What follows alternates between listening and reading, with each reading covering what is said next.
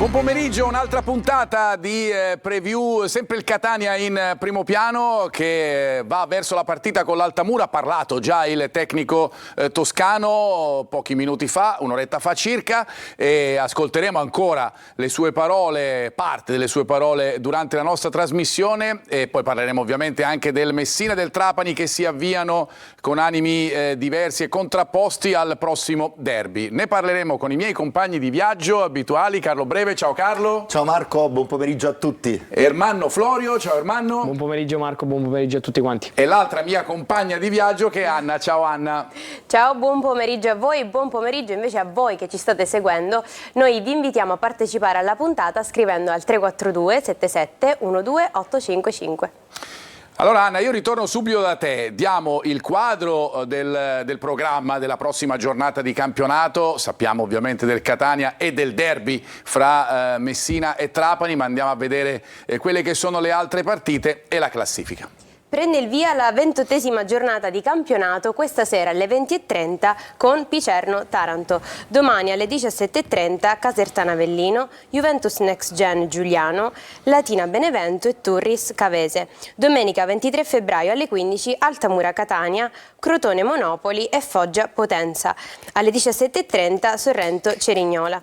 Lunedì 24 febbraio alle 20:30 Messina-Trapani. Passiamo alla classifica. Cerignola con 54 punti, Avellino Monopoli 49, Benevento 47, Crotone Potenza 43, Giuliano 40, Trapani Catania 39. Sorrento 38, Picerno 37, Foggia Juventus Next Gen 35, Altamura 33, Cavese 30, Latina 29, Casertana 28, Messina 25, Turris 6 e chiude la classifica il Taranto con meno 6 punti. Grazie Anna, io ritorno fra pochissimo da te per saggiare un po' gli umori da casa, dopo soprattutto la partita del Catania e in vista della prossima, però restando alla classifica ricordo che c'è la situazione in ballo del Taranto, ovviamente della Turris, è una situazione che sembra sempre più grave man mano che passano le ore, tant'è vero che dai controlli della Covisoc potrebbe essere che arrivi l'estromissione dal campionato delle due squadre. È un'ipotesi, ovviamente non possiamo darla come certa, ma è un'ipotesi. E allora abbiamo disegnato quella che potrebbe essere la classifica della Serie C, Girone C, senza le due squadre, per cui senza la Turris e senza il Taranto. E questa è la classifica che vedete, con fra parentesi quelli che sarebbero i punti persi rispetto alle due partite. Concentriamoci sulle siciliane. Il Catania ne perderebbe 4 di punti perché chiaramente ha fatto un pareggio e una vittoria, mentre le altre siciliane, possiamo tornare alla grafica, il Trapani addirittura ne perderebbe 10 di punti conquistati contro queste due formazioni e il Messina 9. Vi faccio il campionato andrebbe a 18 squadre, dunque che cosa vorrebbe dire? Che in questo caso Casertana e Messina andrebbero a giocarsi il play-out per la permanenza nella serie. Ovviamente stiamo parlando di ipotesi, è chiaro, lo tengo a precisarlo, non c'è niente di concreto, ma è giusto analizzare la cosa. Potrebbe esserci qualcosa di concreto perché in effetti le voci che arrivano sia da Torre del Greco che da Taranto non fanno pensare al meglio per le due società, ma chiaramente deve esprimersi la Covisoc. È giusto però che noi vi diamo un'idea di quello che potrebbe essere il futuro qualora la cosa si realizzasse. Questo poi, Carlo, induce sempre alla riflessione che ha fatto Marani, che ha fatto Gravina in questa settimana, che qualcosa deve essere rivisto, comunque indipendentemente da quello che saranno le sorti di Turris e Taranto. Fra parentesi c'è una situazione societaria un po' difficile anche a Messina, ne parleremo durante la nostra trasmissione. Ma è chiaro che con tutti questi commercialisti che girano nel mondo del calcio, oggi è tutto controllato, oggi le società sono aziende vere e proprie, no? Con amministratori delegati, con tanto di commercialisti. Non si riesce a capire com'è che all'inizio della stagione tutto non quadri.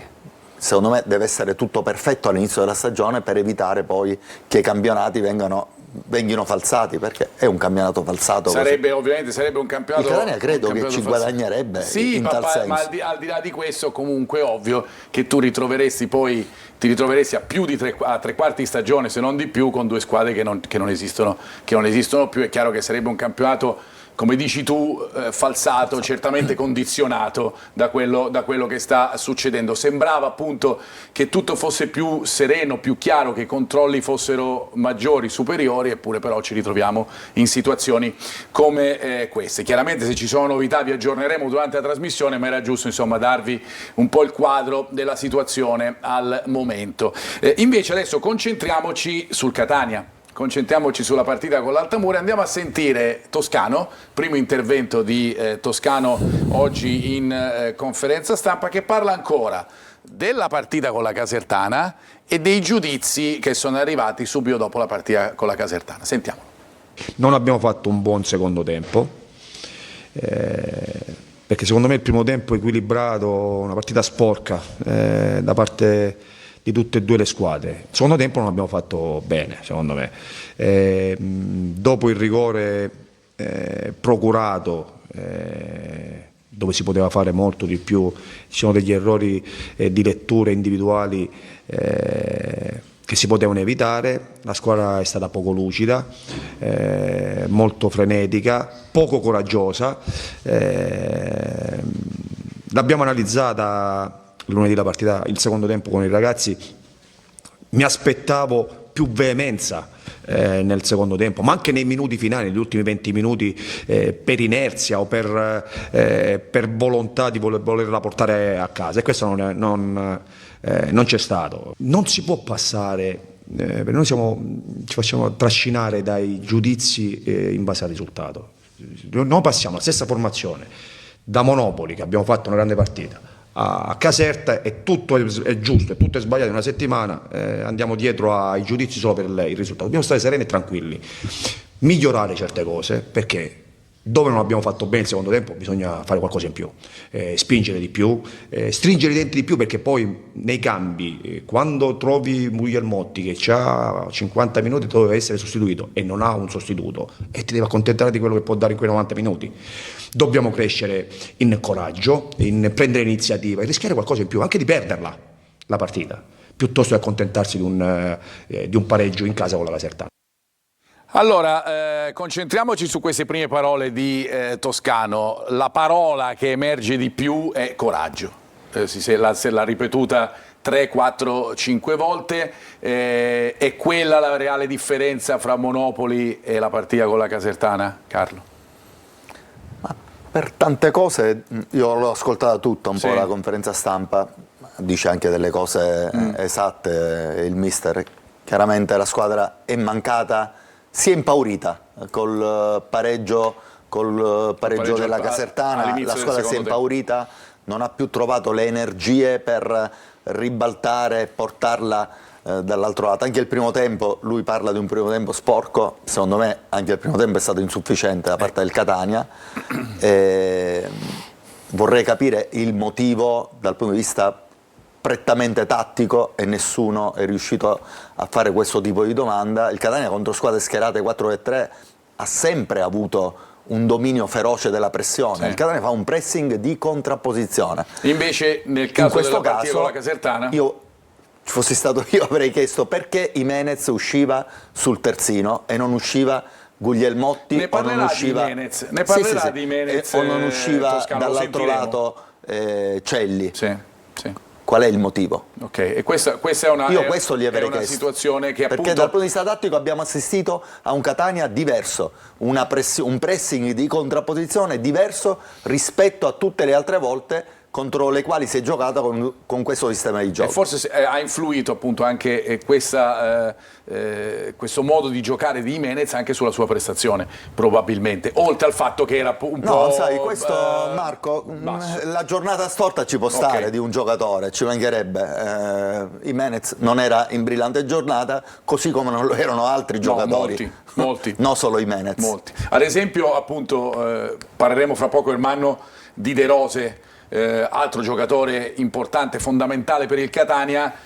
Nella partita, insieme ad altri suoi compagni, è stato uno di quelli che ha più avuto difficoltà. Sì, hanno avuto difficoltà, il mister ha detto il discorso della pressione, il discorso della contrapposizione rispetto allo schema di gioco dell'avversario, il modo di gioco dell'avversario.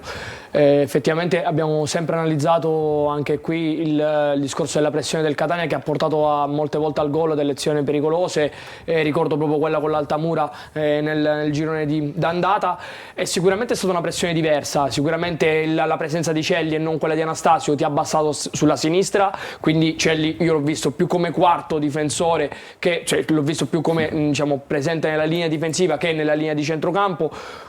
Guglielmotti non ce l'ha, quindi anche lui di base gli piace spingere, gli piace andare più in avanti, però non voglio in qualche modo giustificare Giménez, però effettivamente è stato molto contenuto, nel senso gli è stato chiesto di fare delle giocate o una predisposizione tattica non proprio quella che rispecchia la sua identità, ok? Quindi non ha trovato spazio quando il Catania aveva la palla, anche perché loro creavano tanta densità centrale. No, sono d'accordo con te. Proprio lui risponde a proposito di Giménez. Ne parliamo appena lo ascoltiamo. ascoltiamo. L'abbiamo inserita proprio questa dichiarazione di Toscano su Giménez. Invece andiamo da Anna per sentire cosa ne pensano i nostri telespettatori. Anna. Inizio con alcune domande sul centro sportivo, quindi su Torre del Grifo, e chiedono: sarà capace questa società di dare un'accelerata alla questione centro sportivo? E ancora, buon pomeriggio a tutti, avrei una domanda: secondo voi non è un rischio riacquistare Torre del Grifo? Mantenere tale polo è una spesa non indifferente, a maggior ragione in questa categoria. Invece, in risposta alla conferenza, scrivono: salve Toscano è un continuo contraddirsi e arrampicarsi sugli specchi, e si pone in maniera arrogante con i giornalisti che cercano giustamente di incalzarlo.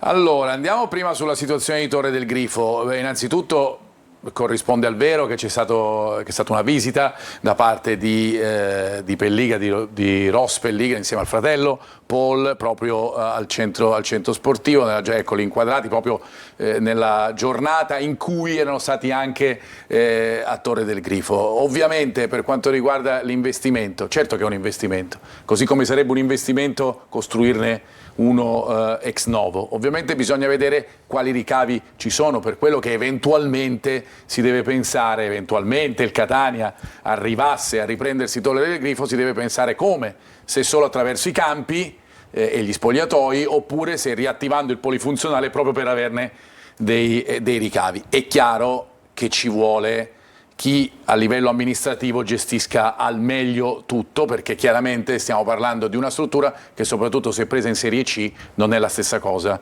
che se presa in Serie A, questo è fuori di dubbio. Però Carlo è fondamentale, l'abbiamo detto, avere una struttura. Di certo è una bella notizia ed è di certo una cosa bene augurante per il futuro del gruppo Pelligra. Diciamo che i tifosi dicono sarà una bella notizia nel momento in cui sarà definita, chiaramente. Ma di certo questo interesse è bene augurante, finalmente si va sul concreto. È chiaro che se dovessero prendere Torre del Grifo non è per restare in Lega Pro, si punterà forte poi a risalire immediatamente alle categorie, perché i costi di gestione, come ben dicevi tu, sono dei costi importanti.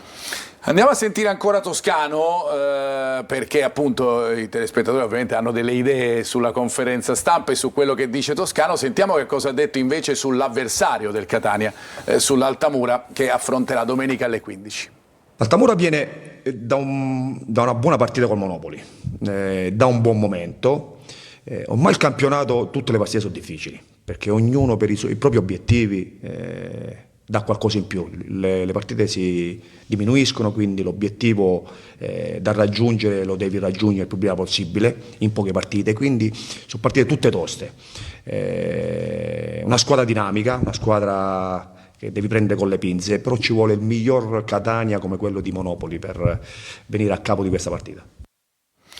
Venire a capo di questa partita ci vuole il miglior Catania, quello di Monopoli. Qualcuno oggi in conferenza stampa ha detto a Toscano: sì, è vero, a Monopoli hai giocato molto bene, hai avuto la reazione, sei riuscito a portarla a casa soprattutto nel finale. Diciamo che c'è all'inizio del secondo tempo dove le difficoltà ci sono state a Monopoli come in casa con la Casertana, la differenza è stata la reazione nel finale. È una domanda che gli ho fatto proprio a fine partita a mister Toscano. Gli ho detto: buona la gestione del primo tempo, no? Il Catania non ha mai sofferto, parliamo di Monopoli. Secondo tempo, primi 20 minuti in cui avete sofferto parecchio, e poi avete finito in crescendo, avete dominato i 20 minuti finali della ripresa, meritando il gol del vantaggio, si vedeva da un momento all'altro, e lui mi ha risposto: giocavamo contro la capolista, puoi concedere qualcosa in quei 20 minuti dove c'è stata qualche situazione dove Dini ha fatto qualche bel intervento, loro avevano cambiato sistema di gioco e per 20 minuti il Catania non è riuscito a pressare come aveva fatto nel primo tempo e a contrapporsi bene. Le partite non sono tutte uguali nei 90 minuti, assolutamente, che ma c'è anche un avversario che è in fiducia, che è in salute davanti al proprio pubblico, è capolista.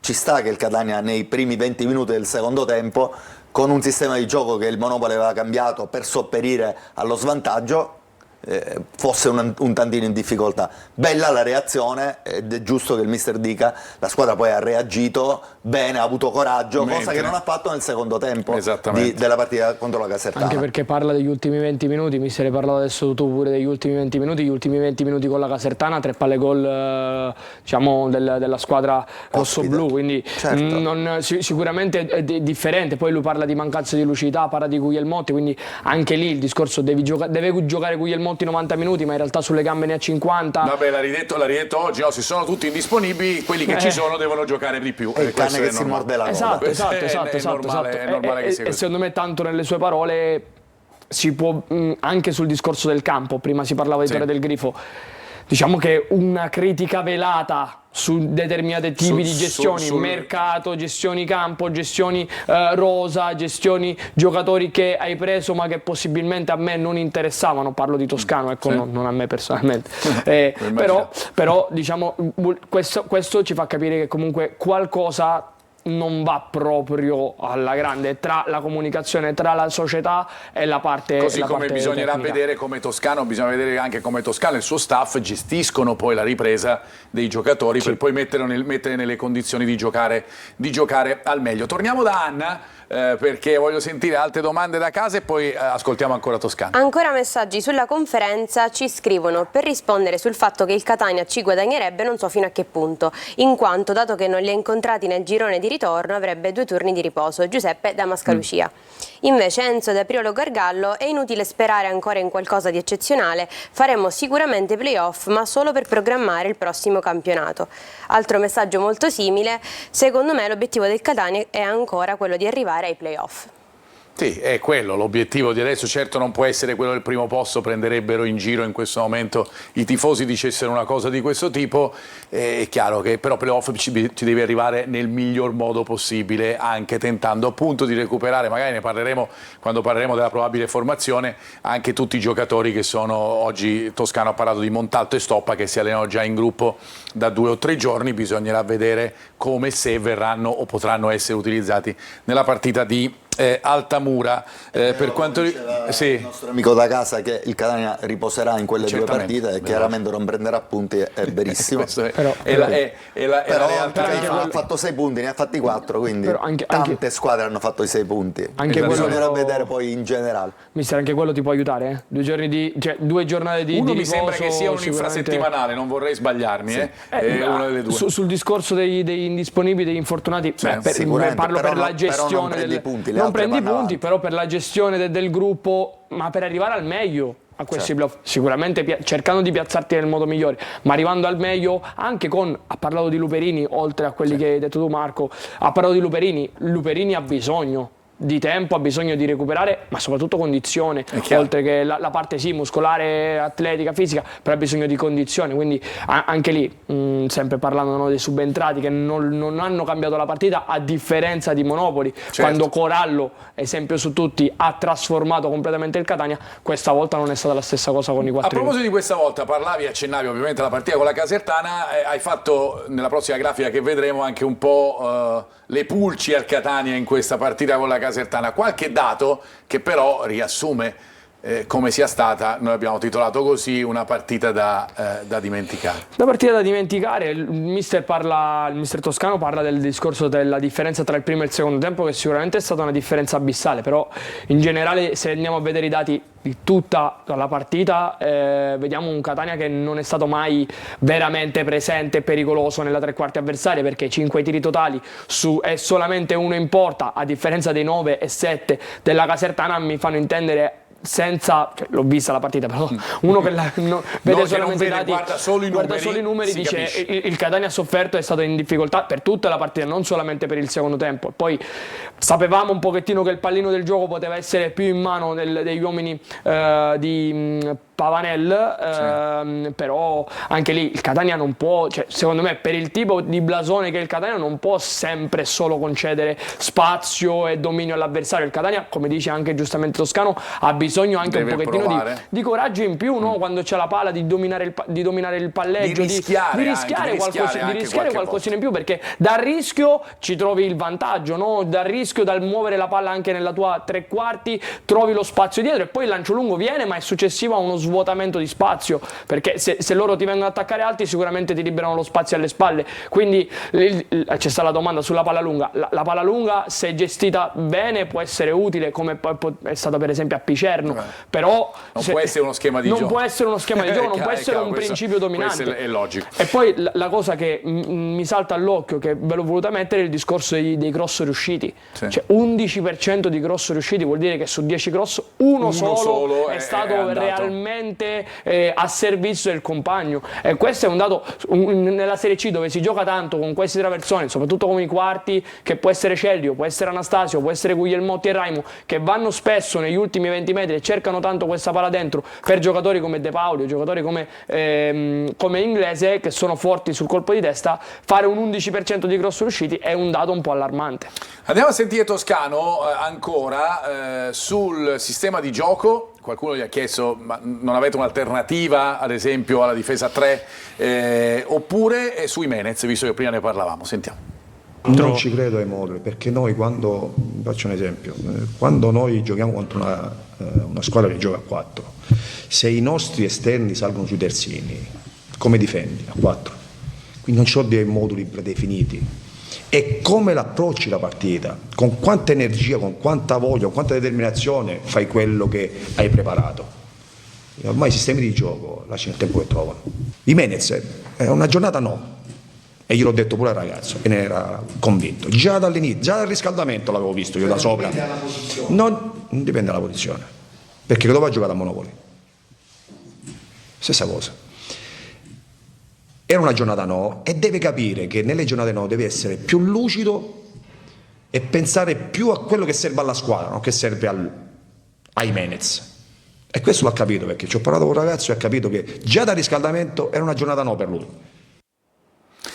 Queste le dichiarazioni di Toscano su Jimenez. Carlo, annuivi perché? Sì, sono d'accordo con Toscano, perché domenica prima aveva fatto la mezzala, Cerigno aveva fatto la mezzala. In altre partite ha fatto addirittura il centrocampista centrale in un centrocampo a 2. Jimenez quando sta bene può giocare ovunque. Se poi tu mi chiedi, ma secondo te il ruolo dove si esprime al meglio, dove può essere più determinante per la squadra, ti dico, potrebbe essere più determinante per la squadra nel gioco d'attacco, sicuramente in una posizione più avanzata, ma questo lo saprà pure Toscano. È ovvio, non è che però si vede che serve bilanciare. Oppure tu dicevi prima, Ermanno, magari serviva anche dargli dei compiti che potessero portarlo? Sì, non dargli unicamente dei compiti difensivi di pressione o dei compiti di contenimento, perché l'avevamo visto pure dall'analisi che avevamo fatto, no? Loro andavali molto dentro con queste mezzali o con una mezzala che diventava un tre quarti, quindi spingevano tanto con queste mezzali e creavano molta confusione positiva, no? Per la squadra in mezzo al campo. Però, come dice bene il mister, sì, è giusto, è vero, lui possibilmente da tre quarti fa meglio, perché vede, è più vicino alla porta, perché perché ha sicuramente meno compiti di interdizione, questo è poco ma sicuro. Però anche da mezzala su un 3-5-2, mister, me lo insegni pure tu, Se la squadra gira bene, se la squadra gioca bene, lo spazio per imbucare, per entrare senza palla, cosa che a lui piace, cosa che lui ama fare, perché l'abbiamo visto anche quando giocava come interno di centrocampo a 2, ci sono le possibilità, però le devi provare, devono diventare delle costanti per te. Ci fermiamo, torniamo fra pochissimo, andiamo a parlare proprio dell'avversario del Catania dell'Altamura, fra poco.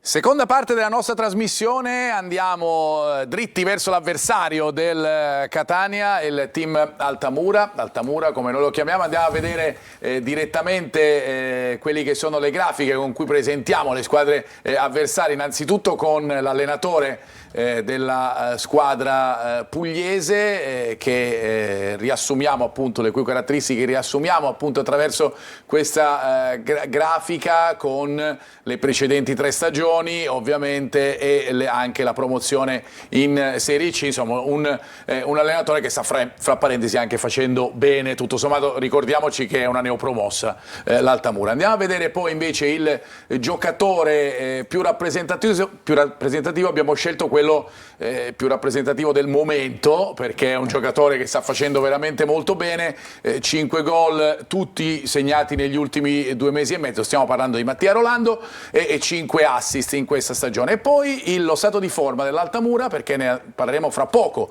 con un collega appunto che ci parlerà della squadra avversaria del Catania. Eccolo qui, innanzitutto le partite giocate ovviamente con le 8 vittorie, i 9 pareggi, le 10 sconfitte, e guardate gli ultimi risultati. Faccio presente soprattutto Monopoli Altamura 1-1, Benevento Altamura 1-1 contro 2 squadre di livello certamente molto alto, poi la sconfitta con il Giuliano. Allora io vado subito da Luigi Mininni della Gazzetta dello Sport. Luigi, buon pomeriggio.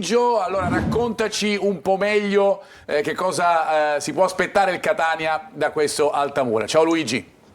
Beh Marco, buon pomeriggio a te, gli amici in studio e chi ci segue da casa. Altamura, come... Forse dei problemi con il collegamento, sì, è saltato il collegamento, succede, insomma, quando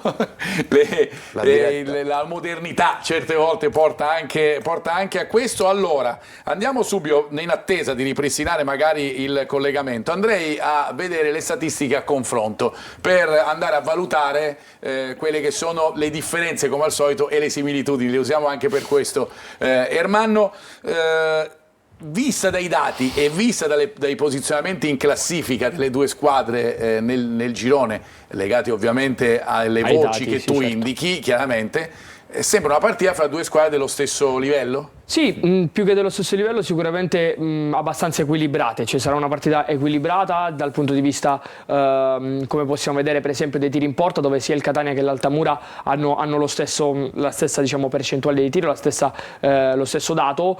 Stessa cosa vale per il possesso medio, addirittura il Catania fa peggio del team Altamura. Ovviamente questo ci fa intendere che sarà una partita forse poco emozionante, quindi non ricca di emozioni o palle da gol, ma sicuramente una partita che si giocherà molto ecco, la devo fare io, per cui quantomeno insomma tentiamo di farla un po' emozionante. Però, spero per il Catania molto emozionante per il Catania. Dico, sarà sicuramente sul filo dell'equilibrio, dove si potrà sbloccare su quelli che possono essere degli episodi, delle situazioni anche di gioco contrapposte, no? Cercando di andare a colpire su i difetti di una, cercando di esaltare i pregi dell'altra.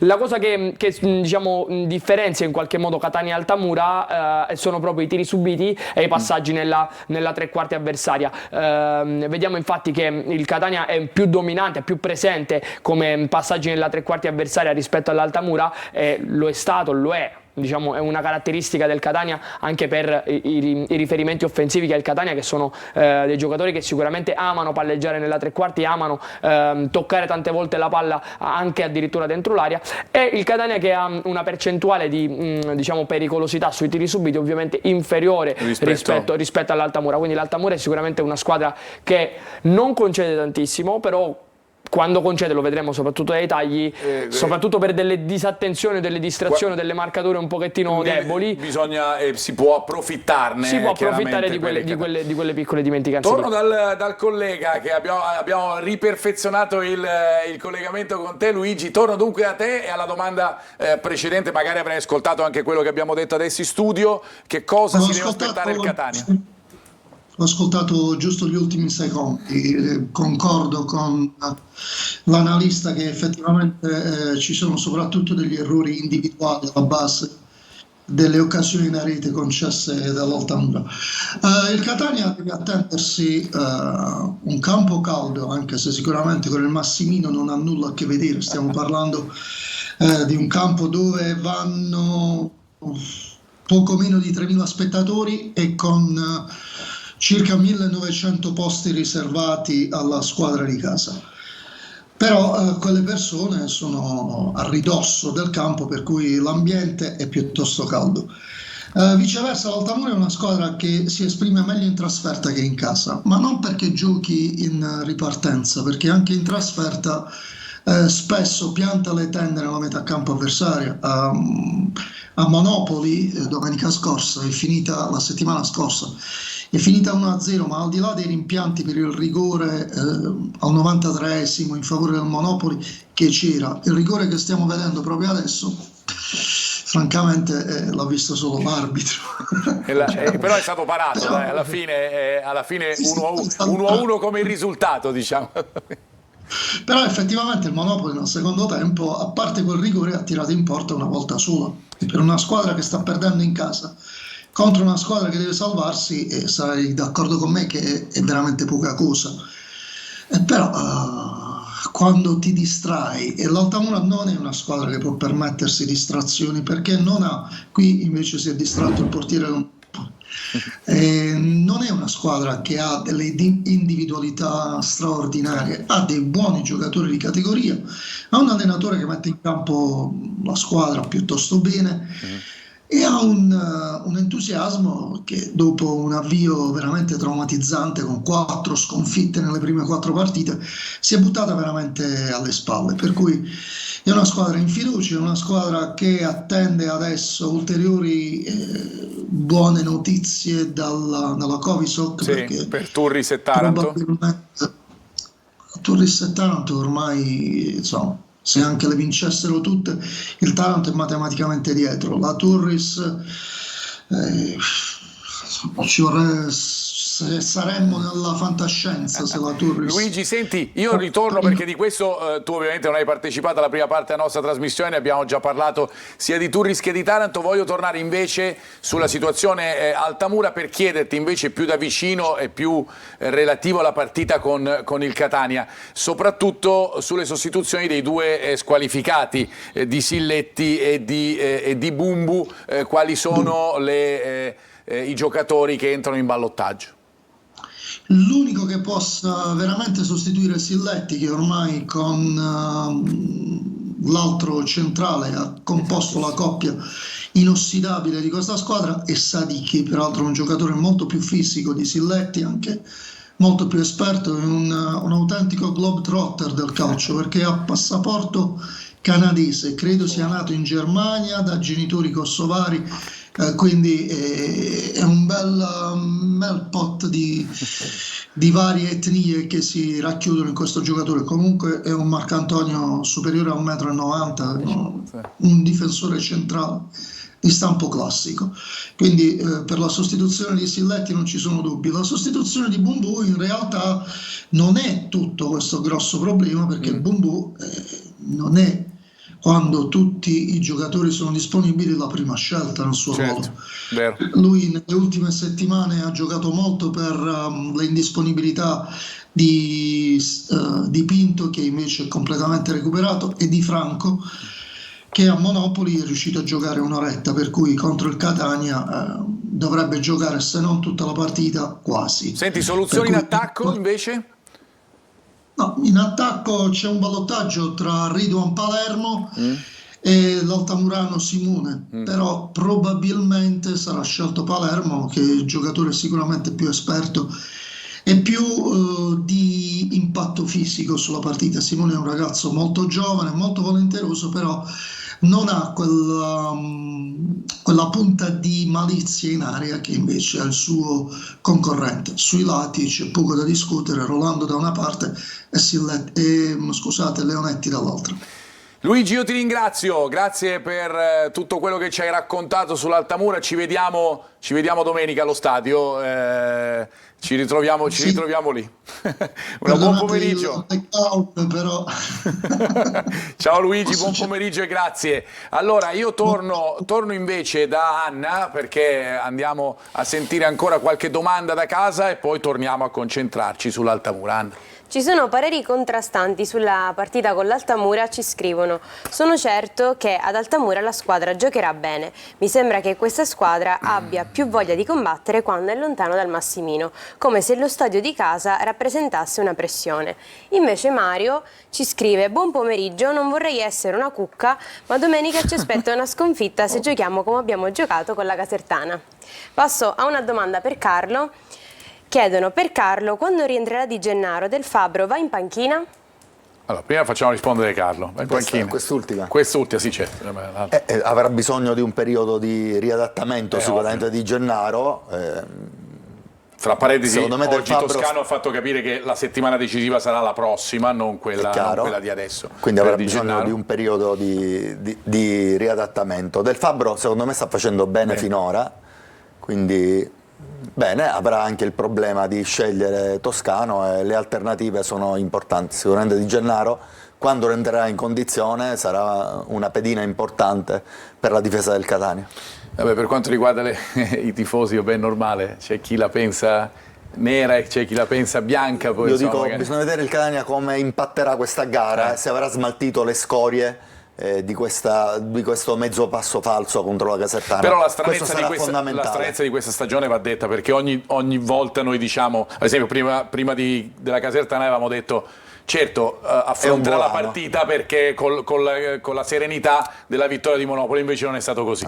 Per cui chiaramente è una stagione sull'altalena sotto questo punto di vista, che purtroppo non smette di andare avanti e indietro. Però aspettiamoci l'Altamura molto bassa. Okay. L'Altamura l'ha detto in maniera velata pure il giornalista, sì. Aspettiamoci l'Altamura come ha fatto con Monopoli e come ha fatto col Benevento, quindi una squadra che ti attende, che in alcune fasi, come il gol che poi vedremo che ha fatto col Benevento, che poi ti viene a pressare anche alto, ti blocca le giocate centrali, però sicuramente sarà una squadra che si compatterà dietro e che proverà a ripartire con i suoi. Senti, ne parlavamo proprio con Luigi Minini poco fa, Ermanno, proprio, e andiamo alle tue analisi tattiche sul discorso difensivo. Gli errori individuali, ma certe volte anche delle marcature un pochettino deboli, è il tuo primo taglio. Sì, diciamo che l'Altamura, come possiamo vedere dai tagli video che ho preparato, è una squadra che effettivamente difensivamente dietro non è proprio compattissima. Qui vediamo una situazione col Giuliano dove hanno concesso qualcosa in più, diciamo i giocatori del Pugliesi, lasciano un giocatore libero dentro area, un avversario libero dentro area. Qui addirittura vediamo Rizzo, se non mi sbaglio, che lascia il tempo, spazio e comunque in qualche modo libertà di muoversi all'attaccante e segna il gol. Qui invece con la Cavese addirittura una situazione di 2 contro 1 dentro area su un cross laterale abbastanza leggibile. Silletti, che sarà indisponibile, si fa anticipare da Feola o da Sorrentino, scusate, e poi sull'inserimento sul secondo palo, altra costante che vedremo successivamente, si crea uno spazio e si crea un'azione pericolosa per i giocatori di Cava. E poi invece la situazione sul secondo palo, perché anche lì, facendo l'analisi della difesa dell'Altamura, hai notato che spesso e volentieri ci sono delle mancanze. Spesso guardano solamente il pallone, lasciando completamente libero ciò che è alle spalle. L'abbiamo visto in questo caso nella situazione con la Cavese. Qui vediamo proprio l'Altamura che col Benevento si abbassa molto, gioca con questa linea molto bassa, portando vari uomini in proiezione difensiva. Qui una triangolazione veloce che libera spazio, anche perché non sono proprio velocissimi a leggere questa situazione.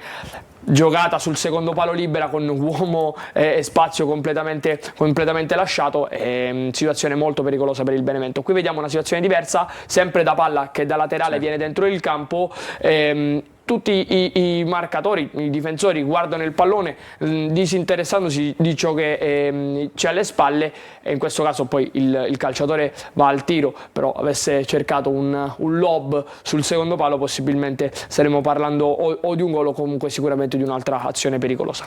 Queste sono delle situazioni particolari e poi ci sono anche gli errori, appunto gli errori individuali. Tu lo vedevi mai dire gol, Carlo? Noi che siamo diciamo certo. di un'età un po' più... Ecco, allora, senza ovviamente voler offendere i giocatori dell'Altamura nella maniera più assoluta, però questa prossima clip che ha preparato Ermanno riassume un po' di errori vari, anche proprio dei singoli, che andiamo a vedere proprio con lo stesso Ermanno. Uno che combina un po' di pasticci troppo è De Santis. Tempo fa ne avevamo parlato col mister quando era con Latina, e qui vediamo una marcatura sul 4-0 esagerata, cioè mani addosso, la maglia che viene tirata in maniera troppo forse veemente, sicuramente troppo veemente, continua questa marcatura senza proprio minimamente guardare il pallone, senza avere riferimento dello spazio. Non capisco le lamentele successive. Qui invece vediamo una situazione dove Rizzo è messo malissimo in questa postura perché lascia il taglio interno all'avversario. Guarda il pallone posturato male, è praticamente dalle spalle, cerca di girarsi, di rimediare, ma ovviamente è messo male in una posizione di disequilibrio con i piedi piatti, con i piedi pari. Sì, ok, piatti. sì, piatti, non lo possiamo sapere. No, e in questo caso poi c'è il fallo del rigore. Poi in questo caso invece vediamo come c'è un'uscita diciamo in ritardo, poi la palla arriva a metà. Questo è un po' da mai dire gol. Questo è da mai dire gol, perché De Santis in questa situazione... Anche quella di prima un po', ma questa di più. Poteva fare tante cose, proprio vai con liscio, diciamo. E ha fatto la cosa più errata. Però sicuramente, come ti ho fatto vedere, sì, la marcatura alle volte marcano anche in maniera non debole come nel primo taglio, alle volte in maniera esagerata, però in alcune situazioni si fanno un po' prendere troppo dall'eccitazione del momento. Però De Santis si gioca sempre, gioca sì, a Latina, esatto, titolare, gioca sempre, quindi qualcosa di buono avrà, evidentemente non credo delle che gli allenatori qualità. siano...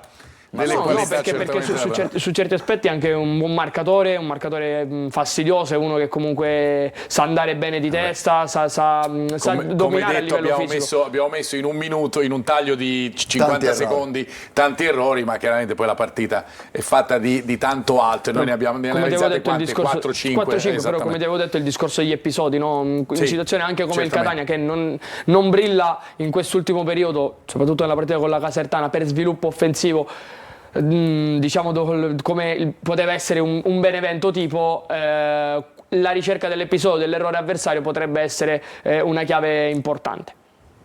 Allora, a proposito di qualità, parlavate prima delle qualità perché abbiamo detto qualche giocatore le avrà, lo stesso De Santis nonostante qualche errore certamente le avrà. Chi ce l'ha di sicuro è Rolando, ne abbiamo parlato prima, l'abbiamo presentato poco fa, soprattutto negli ultimi 2 mesi è diventato un fattore per l'Altamura. Giocatore di 32 anni, giocatore molto discontinuo che ha fatto la sua vita praticamente calcistica tra Serie D e Serie C, però è un giocatore che ultimamente è molto in fiducia ed è un giocatore che, come vedremo le 3 clip che ho inserito in questo taglio video, sa calciare in qualsiasi modo. Qui vediamo addirittura uno schema provato su calcio d'angolo dove si fa ridare la palla dopo diciamo una situazione 2 contro 1 e calcia col sinistro. Da quest'altra clip invece vediamo come si stacca bene dalla marcatura, quindi si tira fuori da quello che è diciamo il filotto di giocatori del Giuliano, taglia benissimo con i tempi giusti, col timing giusto alle spalle, legge bene questa palla, va a attaccare la palla di testa, anche se lui non è proprio dominante sulle palle aeree visto la sua statura, quindi sa colpire anche bene di testa e soprattutto sa inserirsi bene nello spazio. Qui invece vediamo come è uno che ama il dribbling e l'1 contro 1, addirittura qua aspetta l'uscita del difensore che indietreggia troppo, vede la porta, calcia e calcia col destro. Quindi abbiamo visto come sia un giocatore che sa giocare sia a destra che a sinistra, che sa giocare col sinistro e col destro, che sa muoversi bene nello spazio e attaccare con i tempi giusti gli spazi lasciati liberi. Vero uomo squadra, anche all'andata l'avevamo messo come uomo squadra, addirittura in tante partite ha giocato anche a centrocampo, ha fatto la mezzala. È un vero uomo squadra, il leader carismatico di questa squadra. Non peraltro il capitano, me lo ricordo all'andata, aveva il capello biondo. Messo d'amico, però l'avevamo inserito. Avevamo inserito anche sui dettagli. Mi ricordo aveva questo capello biondino. Vedi, non è difficile dimenticare in tal senso. Senti, transizione positiva invece, questa è una caratteristica che non vedremo da quello che dici tu. No, la squadra rimarrà bassa, però Sì. se l'avversario, come in questo caso il Benevento, proverà a costruire, loro in realtà sono molto compatti. Ho detto, c'è molta densità centrale, come vediamo in questo caso qui, forzano, diciamo, la giocata sul centrale, lo fanno un po' giocare, un po' andare, però chiudono molto quello che è il corridoio centrale, quindi questo passaggio da difensore centrale verso la mezzala o verso una punta o verso un tre quarti lo chiudono molto bene, e poi avendo tanti uomini nella zona centrale è più facile per loro andare in transizione verticale, e qui proprio con Minesso, se non mi sbaglio, si trova il gol dell'1-1 col Benevento. Quindi è una squadra che ti attende, però poi ci saranno dei momenti dove possibilmente, se vede che il Catania, il Benevento, il Monopoli di turno stanno costruendo tanto senza trovare sbocchi, ti vengono a attaccare alti, perché possibilmente un momento di incertezza ce l'hanno tutti, e in quel momento ti possono pungere, come è stato qui al Vigorito. Squadra comunque in fiducia, no? Sì, squadra che sta bene dopo il periodo iniziale in cui hanno subito il salto di categoria. Adesso sono in fiducia, guidati da un allenatore navigato, pragmatico, adatto proprio in queste situazioni. Sta portando la nave piano piano in porto. Allora, grazie a Armando abbiamo capito ancora un po' meglio come gioca e come attenderà il Catania d'Altamura. Grazie ad Anna andiamo a sentire ancora invece quelli che sono gli umori dei nostri telespettatori da casa. Anna. Apriamo l'argomento infortunati con alcuni messaggi. Una domanda per Breve e Marco: Stoppa a che punto è? E ancora, i troppi infortuni non giustificano del tutto la gestione tecnica priva di strategie di gioco. Inglese è troppo isolato in avanti. Passo a una domanda. Ipotesi Frisenna per De Rose. È per voi una soluzione possibile? Mi spiego meglio. So che è possibile, ma vorrei capire se Toscano se la sente di lasciare fuori De Rose.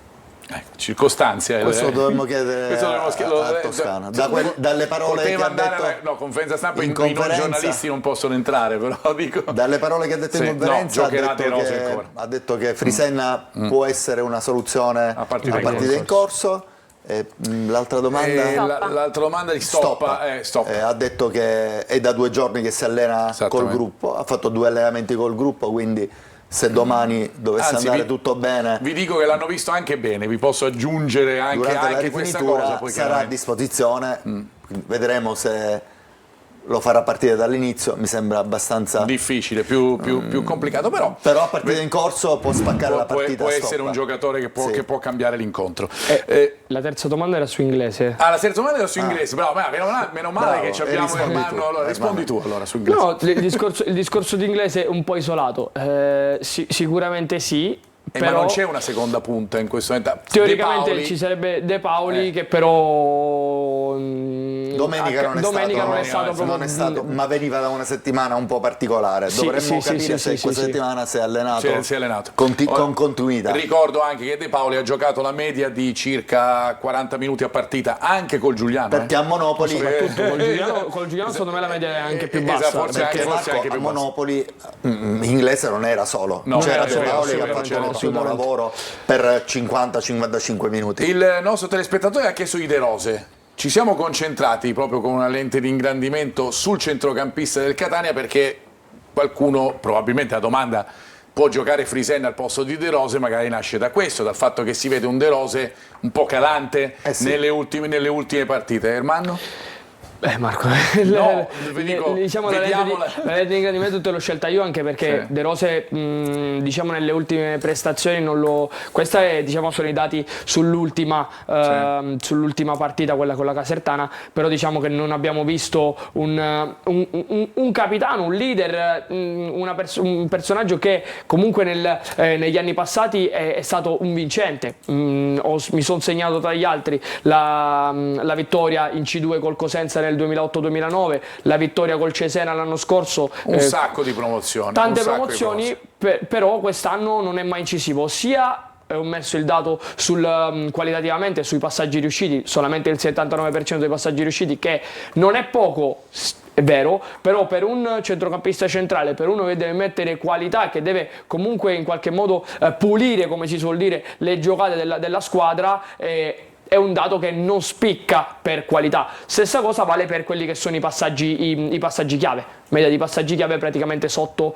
l'1 passaggio chiave a partita. Questo vuol dire che è un giocatore che va pochissimo in verticale, che non ricerca quasi mai la giocata che spacca le partite, quindi un assist o una giocata tra le linee, una giocata a imbucare, come potrebbe fare a differenza sua altamente per qualità sicuramente Jimenez, mettendolo o Frisenna, perché Frisenna invece lo è, ce l'ha per caratteristiche e l'ha fatto vedere sia in Serie D con Licata sia col Messina in Serie C, e poi anche il discorso di media dribbling tentati, non è sicuramente un giocatore che vediamo che salta tanto l'avversario, però la cosa che mi sono focalizzato molto, cioè De Rose deve essere un collante della squadra, deve essere uno che recupera anche tanti palloni, che deve essere uno che fa anche, come si suol dire, la legna in mezzo al campo. Media intercetti 3.7. Sì, non sono tanti. Sono pochi, sono bassissimi. Cioè, io ero più diplomatico. Sì, sono pochi, sì, sono bassi, ma non che, cioè, sono bassi per un giocatore dalla PIL di De Rose. Ci fermiamo un'altra volta, diamo lo spazio alla regia e poi ritorniamo fra poco per parlare ancora del Catania, parleremo ancora di De Rose e poi ci concentreremo sul derby di lunedì fra Messina e Trapani.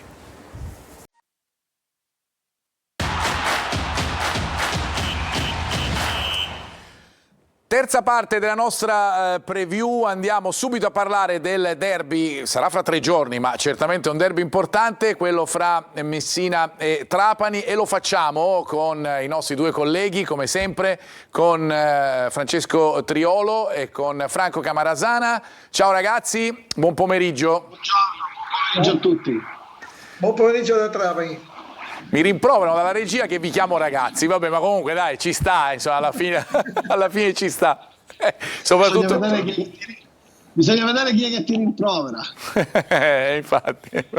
Senti, allora io vi ho salutato tutti e 2, vado invece adesso a stringere su Francesco, perché Francesco è una settimana...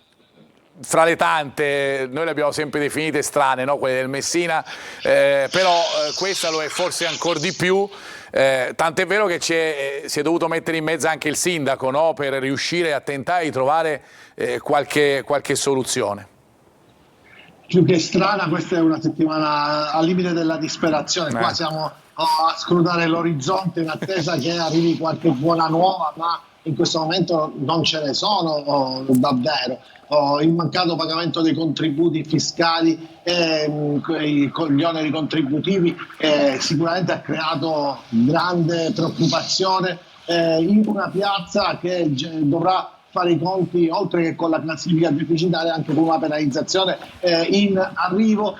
Marco, se dovessero saltare Taranto e Turris anche con meno 9 punti in classifica, una situazione che diventerebbe davvero pesante. Non è stata onorata da parte della AD Invest neanche la scadenza della prima rata da versare al presidente Sciotto, 1.250.000 euro per l'acquisto dell'80% delle quote. Sciotto non ha intenzione non avrebbe intenzione, a quanto pare, di esercitare la clausola per riprendere in mano la società, ma piuttosto trapela che vorrebbe adire le vie legali per ottenere il rispetto del contratto siglato dal notaio. Quindi è una situazione che si ingarbuglia ancora di più, tanto che oggi forse il sindaco e l'amministrazione comunale hanno compreso qual è la gravità della situazione, il rischio di perdere un titolo sportivo che non è poi ripartire dal campionato nazionale dilettanti, ripartire addirittura dall'eccellenza secondo le nuove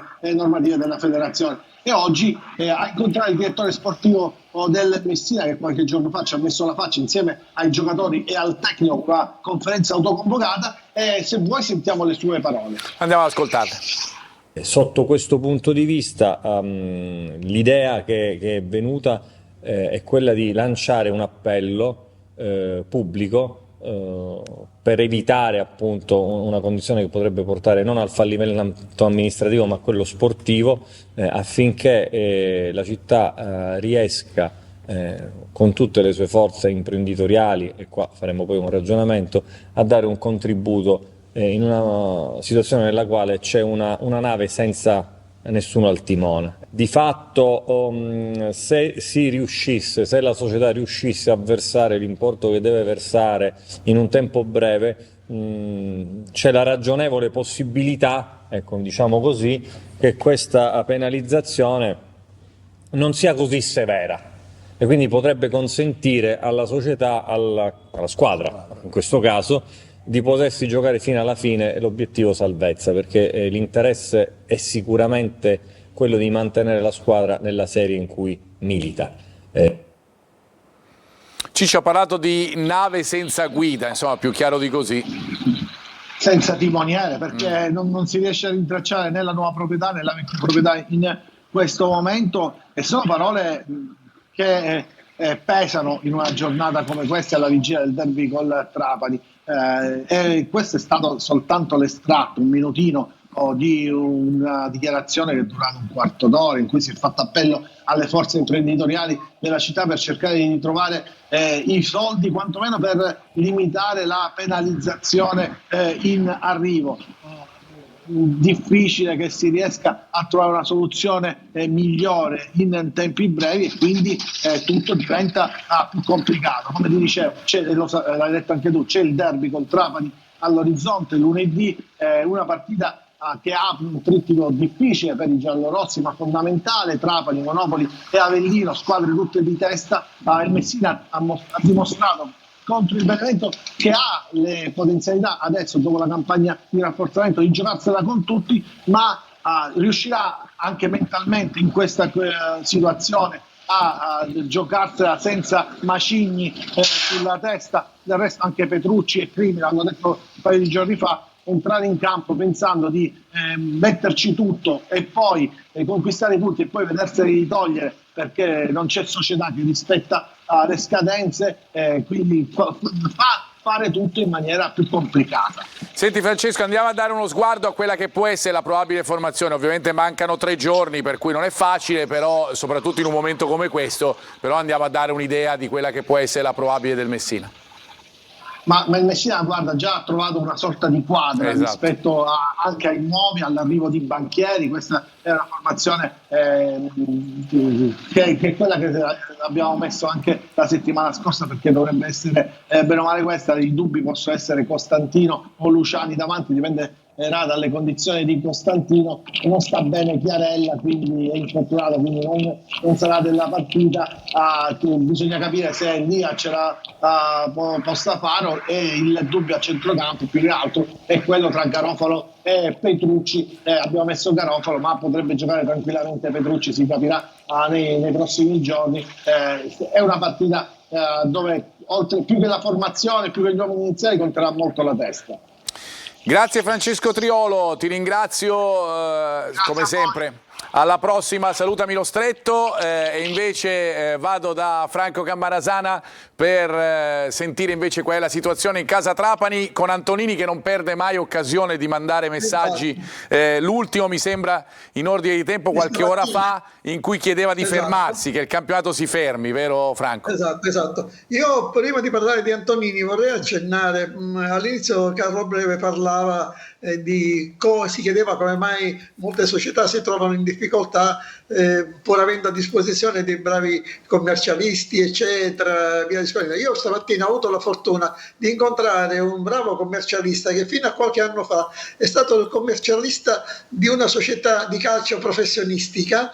Tra l'altro ho fatto anche quel master della federazione di qualche anno fa, cioè, riservato ai commercialisti delle società professionistiche, e mi diceva: guarda, l'80% dei bilanci di queste società professionistiche sono false, perché un buon commercialista sa come camuffare certe situazioni debitori eccetera. Il problema è che debbono cambiare le regole e poi come si sa fare la riforma dei campionati. Se ne parla dal 2018, mi ricordo anch'io, l'ho vissuto quel momento in cui sembrava che si era alla vigilia della riforma dei campionati e non si fa, invece... almeno È vero. Assolutamente, perché il peso in sede di Consiglio federale e di Assemblea federale della Federcalcio sono così strani come pesi delle varie leghe che è difficile mettere tutti d'accordo. Senti, Passiamo ad situazione Antonini. derby, appunto, Franco, situazione derby, Infatti, come ci passiamo ad arriva il Antonini. Trapani? Stamattina diceva quasi quasi io lunedì non manderei la squadra a Messina, perché ho fatto un appello al presidente Marani di fermare per un attimo, almeno come sai benissimo, il giorno 27 si dovrebbe riunire la Covisoc per decidere sulle società in difficoltà. Fermiamoci un attimo, vediamo quali sono le società che possono andare avanti, quelle che non possono andare avanti. Una cosa mi sembra un pochino molto difficile che avvenga, il Trapani al sì. 99,9% lunedì sarà a Messina, anche perché diceva stamattina noi tra dicembre e gennaio abbiamo speso 900.000 euro tra stipendi e contributi, mentre altre società assolutamente niente, e società che magari fra qualche mese si riterrebbero già salve per via delle penalizzazioni, per cui queste continueranno ancora a non versare contributi e a non pagare gli stipendi. Ripeto, questa era una sua valutazione. Per quanto riguarda la partita di lunedì, ci sono alcuni dubbi, è difficile fare chiaramente prevedere qual è la formazione che scenderà in campo. Sicuramente ancora un 4-3 al 90%. Tra l'altro Torrente per la prima volta ha avuto la possibilità questa settimana di allenare per 5 giorni, perché il Trapani si allena oggi pomeriggio e si allenerà anche domani, credo forse anche domenica mattina, per cui avrà a disposizione finalmente, da quando è arrivato, 5 giorni per allenare la squadra, conoscere meglio i giocatori, per cui ci potrebbero essere delle novità. Vogliamo un pochino così ipotizzare la probabile formazione, se la fate vedere anche in video? Arriva la probabile formazione, fra un po' arriverà. Tu intanto, Franco, vai con i nomi. Sì, esatto. Uicai sicuramente confermato tra i pali, poi dovrebbe rientrare in difesa sia Ciotti sulla destra, e poi è previsto anche il rientro di Silvestri al centro della difesa, anche perché lunedì sarà assente Sabatino, il capitano, per squalifica. Poi per quanto riguarda, quindi Ciotti, Celiento, Silvestri e Benedetti per quanto riguarda i 4 di difesa, poi 3 di centrocampo, dovrebbero essere Seberg, il norvegese, che ha già delle sue brevi apparizioni ha fatto capire di essere un buon giocatore e di poter dare un buon contributo al centrocampo, e poi Toscano e Carraro che dovrebbe rientrare. In avanti è quasi certa la presenza di Anatrello, ex Messina, lo sapete tutti, al centro dell'attacco, che è stato fatto riposare in occasione della partita con il Sorrento pareggiata in casa per 0-0, assieme a lui al suo fianco Ciufelli, e dalla parte opposta a destra e Piovanello a sinistra. È anche probabile che per la prima volta Torrente schieri un attacco a 2 punte. In questo caso ad affiancare Anatirello potrebbe essere anche Ongaro, ma ripeto, è solo un'ipotesi. Chiaramente, che lo capiremo meglio, Franco, ovviamente durante il proseguo di questa settimana lunga per il Trapani, che porta al derby. Grazie Franco Cammarasana, buon pomeriggio anche a te. Anche a voi, ciao, buon pomeriggio. Torniamo da Anna per i messaggi da casa. Eccomi con una domanda per Mister Breve. Abbiamo perso punti facendo battere rigori ad altri, avendo squadra inglese. Chi decide i rigoristi? Altro messaggio: buon pomeriggio in studio. Toscano deve fare giocare Quaini, un punto di riferimento. Torniamo a parlare dell'Altamura. Attenzione all'Altamura, squadra che gioca, che non si tira indietro e che ha gente di qualità davanti. Serve una gran partita all'opposto di quanto visto con la Casertana. E questo l'abbiamo detto. Rigoristi decidi tu, no? Mi sembra? No, io sapevo così. No. Sì, è vero, l'inglese sicuramente ha calciato benissimo il rigore, ma durante le settimane sicuramente si proveranno i rigori e ci sarà una scaletta ben definita. Non è andata bene nelle precedenti situazioni con D'Andrea, con Stoppa, sono sbagliati dei rigori importanti, Inglese l'ha buttata dentro, credo che ora sarà lui il regista del Catania. Guaini è stato anche provato durante la settimana. Tante volte abbiamo parlato di Guaini, è sicuramente duttilità. una certezza per il Catania. Dovrebbe Poi, esserci Allegretto comunque, ma è un'alternativa proprio all'ex Picerno lì da braccetto di sinistra Guaini, almeno per la partita con l'Altamura. Torno dal nostro Ermanno. Allora, di errori ne abbiamo parlato un po'. Del Catania nella partita con la Casertana, sicuramente l'approccio, il coraggio, la convinzione, la voglia, eccetera, eccetera.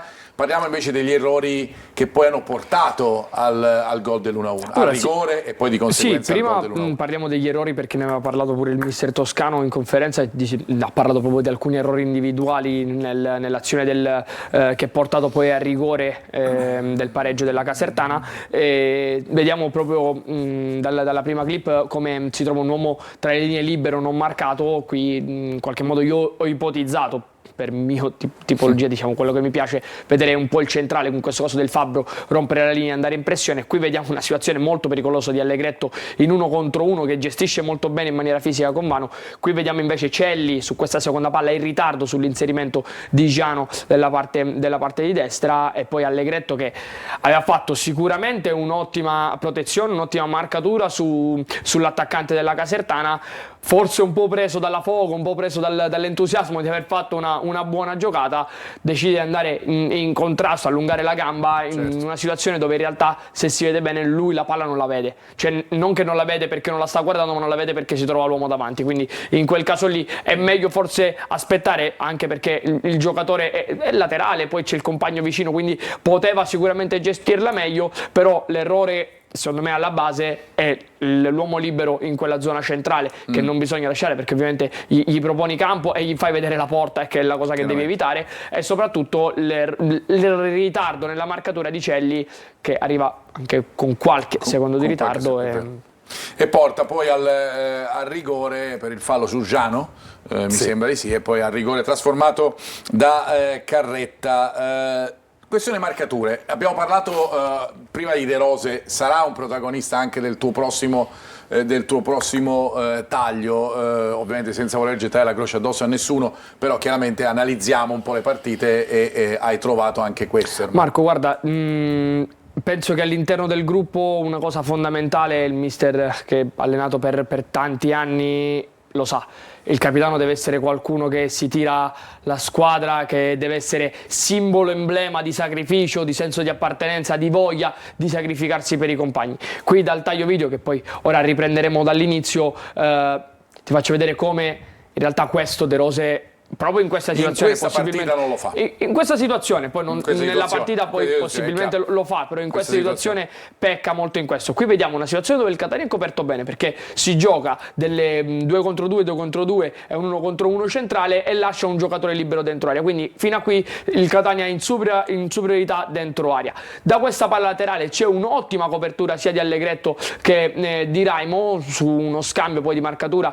con la sovrapposizione avversaria. Qui vediamo invece De Rose che perde completamente la marcatura, ma proprio si disinteressa della marcatura del suo diretto avversario, e in più rendendosi anche un po' conto, perché vede la situazione, rendendosi un po' conto del 4 contro 3 dentro area. Guarda, e parte proprio da qui, parte da qui, diciamo, la giocata. Lui il marcatore lo vede, però non lo segue, e qui poi alla fine il Giano calcia, ma all'interno dell'area sono 4 contro 3, e De Rose che è completamente distante dal suo marcatore. Carlo, io ricordo le dichiarazioni di De Rose quando è rientrato dopo il lungo infortunio, lo ricordiamo perché va detto tutto, è un giocatore che veramente, insomma, quelle dichiarazioni sono state di un giocatore, mi sembra a Taranto forse la partita, di un giocatore che veramente teneva e tiene molto a tentare di fare, ha fatto anche delle ottime prestazioni, e poi, forse in una fase calante in questo momento della perché stagione. ha avuto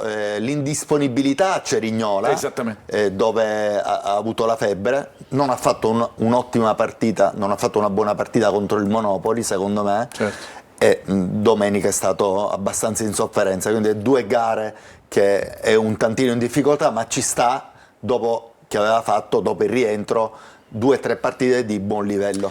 Allora io direi di andare in pubblicità, ritorniamo fra poco, vediamo gli ultimi 2 o 3 tagli per quanto riguarda il Catania sotto l'aspetto tattico e poi andiamo alle probabili formazioni per chiudere fra poco.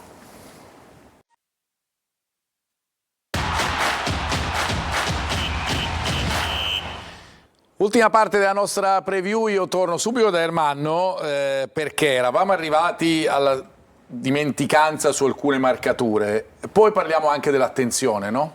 Sì, un pochettino è stato una costante anche del Catania, non solo dell'Altamura, ma un po' di attenzione, un po' di errori, perché quando cala il livello di attenzione, l'ha detto soprattutto Toscana anche in conferenza, quando cala il livello di attenzione il Catania rischia tanto, anche perché le squadre contro cui giocano il Catania sono invece molto attente e cercano ogni minima possibilità, ogni minima occasione per pungere. Qui vediamo, abbiamo visto inizialmente uno scalare di marcatura un pochettino in ritardo, qui vediamo l'erroraccio di Celli che sul rinvio con tempo e spazio totalmente a suo favore mette un campanile dentro aria e che poi genera comunque un cross fortunatamente disinnescato da Dini. Però qui il lavoro è qui, un 2 contro 2 e non capisco perché non si segue il marcatore, non si va in marcatura ma si lascia lo spazio dentro. Questo spazio dentro porta a una rotazione, ovviamente la rotazione libera lo spazio per Collodel che comunque è un giocatore che sa calciare bene dalla distanza. Dini qui non è proprio perfetto e poi qui diciamo l'errore che già abbiamo analizzato dove Celli comunque si aveva il marcatore vicino però poteva fare sicuramente meglio. Fase di possesso, c'è un giocatore che sta tornando, quello dell'inizio della stagione, stiamo parlando di Guglielmotti, si libera bene nella circostanza che vedremo fra poco, poi magari la scelta finale dopo non è quella più azzeccata. Sì, però come hai detto tu Marco, bene Guglielmotti sta ritornando ai livelli iniziali, qui fa un ottimo inserimento nella zona laterale con uno scambio molto interessante. Qui guarda solamente la palla, avendo già osservato il centro dell'area, mette questa palla sul secondo palo dove c'è sia il portiere che ovviamente la marcatura su De Paoli, tre difensori ma soprattutto la marcatura su De Paoli, quindi è molto ingabbiato il giocatore ex giuliano. Qui invece se avesse un secondo guardato il centro poteva trovare Inglese in scarico e Inglese guardiamo quanto è distante dai riferimenti difensivi, sicuramente da quella situazione lì serve una giocata più di qualità lì Armando. Ma soprattutto perché sei dentro aria, Inglese aveva fatto un movimento perfetto, si era staccato dalla linea, movimento perfetto, basta metti la palla dietro, è una palla semplice da mettere assolutamente movimento perfetto che poi ci dai l'assist che poi quello che fa sulla rimessa laterale fra parentesi nell'azione successiva. Però anche lì vedi, il grande giocatore non si vede tanto dai colpi ma si vede da come si libera nello spazio. Poi l'attaccante forte è quello che con 2-3 passi libera 3-4 metri rispetto all'avversario. Qua fa un movimento incredibile, dà proprio l'idea di venire verso il pallone e poi taglia. Sì, ma taglia soprattutto, cioè vede che il giocatore davanti a lui lo guarda, quindi gli fa credere di andarci davanti. Quando il giocatore capisce che possibilmente Inglese gli andrà davanti, in quel momento lui cambia velocemente direzione, fa piede perno sul destro per andare a sinistra, vede lo spazio lì e poi quando riceve questa palla subito si mette davanti, si pone davanti, si blocca, perché se lì poi l'avversario arriva forte, mister lo sai bene, il contatto è rigore al 100%, fa un movimento per me da vedere, rivedere e soprattutto da far vedere ai ragazzini che stanno sarebbe stato un grande gol sicuramente. Quindi che fai questo taglio, lo fai vedere ai ragazzi, ai nostri ragazzi ai ragazzi è la rappresentativa. È vero. Allora andiamo a vedere invece le probabili formazioni della partita di Altamura. Ricordiamo che si giocherà proprio allo stadio di Altamura, ricordiamo che l'Altamura giocava al San Nicola fino a dicembre dell'anno scorso, del 2024 ovviamente. Andiamo a vedere la probabile dell'Altamura, che abbiamo provato a schierare in questo modo, chiaramente con Leonetti, Rolando e Palermo davanti, con Ortisi che va a fare il quarto, con la possibilità chiaramente anche di andare poi a spingersi un po' più in giù per diventare quarto anche di difesa volendo, ma chiaramente c'è questa opzione di 3-4-3 rispetto all'Altamura. Andiamo a vedere invece il Catania. Partiamo dal 3-5-2 perché chiaramente Jimenez quello fa, l'ha detto anche Toscano oggi. È chiaro che è un giocatore che vorremmo vedere più in un 3-4-1-2, appunto più vicino magari alle punte. Vi dico le alternative quali sono. Una l'ha detta Toscano in conferenza stampa, Celli Raimo, ma è molto più facile che giochi Celli, anche per quello che ha detto Di Raimo, sempre in conferenza stampa per il secondo tempo.